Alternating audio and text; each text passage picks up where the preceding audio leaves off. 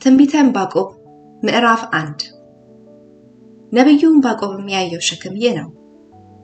አቤቱ እኔ ስጮህ የማትሰማው እስከ መቼ ነው? ስለ ግፍ ወደ አንተ ጮኻለሁ፣ አንተም አታድንም። በደልንስ ስለምን አሳየኸኝ? ጠማምነትንስ ስለምን ትመለከታለህ? ጥፋትና ግፍ በፊቴ ነው፣ ጠብና ክርክር ይነሳሉ። ስለዚህ ሕግ ላልቷል፣ ፍርድም ድል ነስቶ አይወጣም። ኃጢአተኛ ጻድቅን ይከባልና ስለዚህ ፍርድ ጠማማ ሆኖ ይወጣል። እናንት የምትንቁ ሆይ አንድ ቢተርክላችሁ እንኳን የማታምኑትን ሥራ በዘመናችሁ ሰራለሁና እዩ፣ ተመልከቱ፣ ተደነቁ። እነሆ የእነሱ ያልሆነውን መኖሪያ ይወርሱ ዘንድ በምድር ስፋት ላይ የሚሄዱትን መራሮችና ፈጣኖችን ሕዝብ ከለዳውያንን አስነሳለሁ። እነሱ የሚያስፈሩና የሚያስደነግጡ ናቸው። ፍርዳቸውና ክብራቸው ከራሳቸው ይወጣል። ፈረሶቻቸውም ከነብር ይልቅ ፈጣኖች ናቸው። ከማታም ተኩላ ይልቅ ጨካኞች ናቸው። ፈረሰኞቻቸው ይንሳፈፋሉ፣ ከሩቅም ይመጣሉ፣ ለመብልም እንደሚቸኩል ንስር ይበራሉ። ሁሉ ለግፍ ሥራ ይመጣሉ፣ ፊታቸውንም እንደ ምስራቅ ነፋስ ያቀናሉ፣ ምርኮኞችንም እንደ አሸዋ ይሰበስባሉ።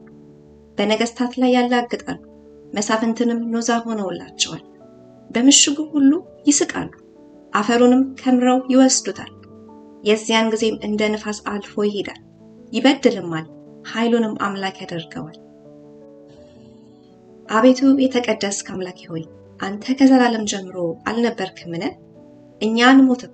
አቤቱ ለፍርድ ሰርተኸዋል፣ ለተግሣጽም አድርገኸዋል። ዓይኖች ክፉ እንዳያዩ ንጹሐን ናቸው።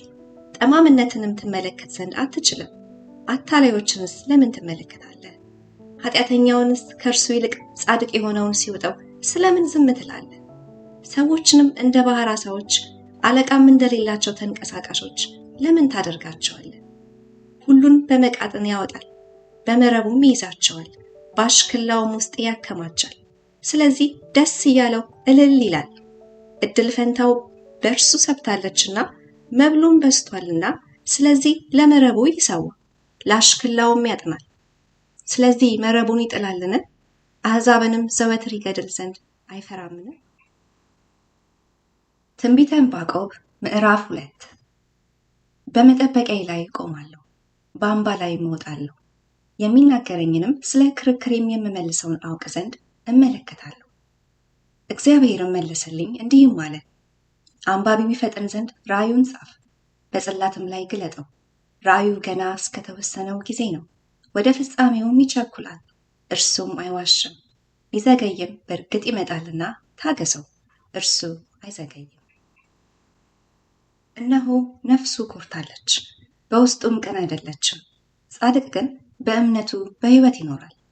እሱ አታላይና ኩሩ ሰው ነው፣ በስፍራው አርፎ አይቀመጥም። ስስቱን እንደ ሲኦል ያሰፋል፣ እርሱም እንደ ሞት አይጠግብም። አሕዛብንም ሁሉ ወደ እርሱ ይሰበስባል፣ ወገኖችንም ሁሉ ወደ እርሱ ያከማቻል። ስለዚህ ሁሉ ለእርሱ ያልሆነውን ወደ እርሱ ለሚሰበስብ መያዣውንም ለራሱ ለሚያበዛ ወየውለት።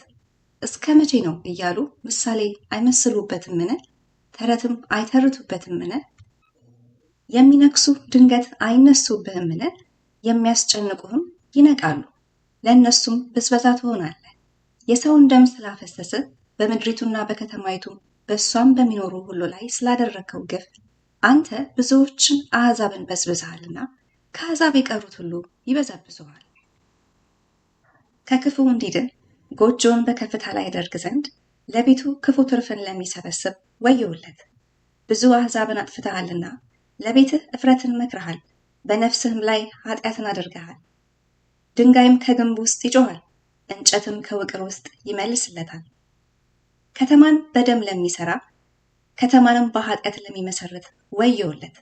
እነሆ አሕዛብ ስለ እሳት እንዲሰሩ ወገኖችም ስለ ከንቱነት እንዲደክሙ ከሰራዊት ጌታ ከእግዚአብሔር ዘንድ ይሆን አይደለምን?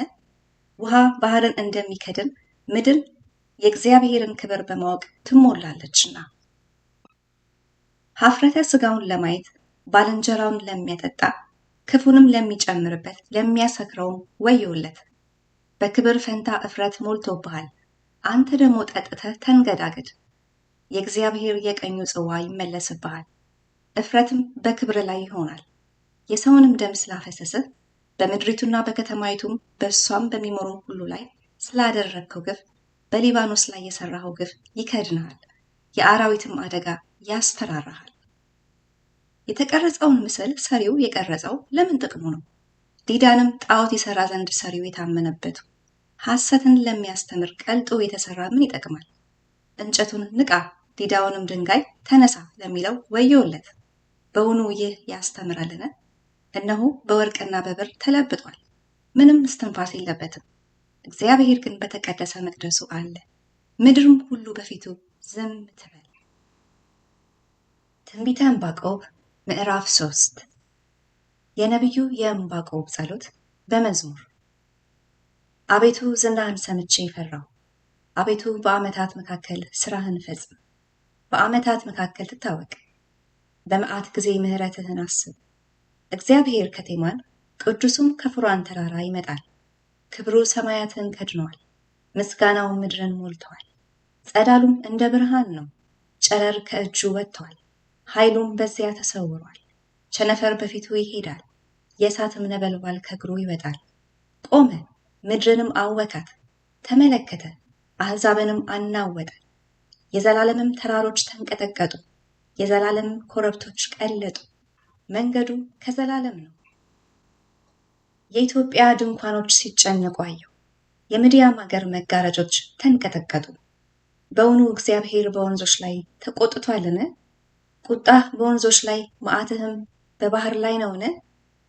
በፈረሶችንና በማዳንህ ሰረገሎች ላይ ተቀምጠሃልና። በቃልህ እንደማልህ መቅሰፍትህን አወጣ፣ ቀስትህንም ገተረ። ምድርን ሰነጠቀ፣ ፈሳሾችን አወጣ። ተራሮች አንተን አይተው ተጨነቁ።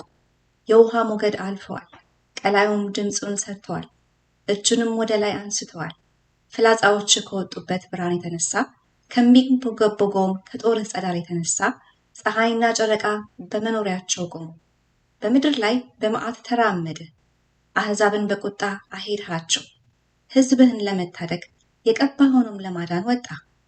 የኃጢአተኛውን ቤት ራስ ቀጠቀጥህ፣ መሠረቱን እስከ አንገቱ ድረስ ገለጠ። የአለቆችን ራስ በገዛ በትራቸው ወጋ። እኔን ይበትኑ ዘንድ እንደ አውሎ ነፋስ መጡ።